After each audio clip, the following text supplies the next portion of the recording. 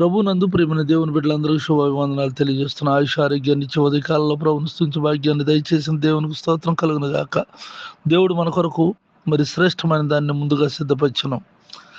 ఎబ్రిల్కు రాసిన పత్రిక 11 అధ్యాయం 40 ప్రార్థన. కృపగలిగిన మా తండ్రి, దయగలిగిన ప్రభా, ఈ ప్రార్థనలు ఏకీపిస్తున్న ప్రతి బిడ్డను దీవించి ఆశ్రయించు, దీవులతో నింపండి నాయన. ఇదిగో నా తండ్రి, పరలోకంలో మా కొరకు దాచిపెట్టినటువంటి శ్రేష్టమైనటువంటి దాన్ని కొరకు వందనాలు, స్తోత్రాలు చెల్లిస్తున్నాను నాయన. అయ్యా, నీకు వందనాలు. రక్షణ లేని వారికి రక్షణ దయచేయండి నాయన. అనారోగ్యంలో ఉన్న వారికి ఆరోగ్యం దయచేయండి ప్రభా.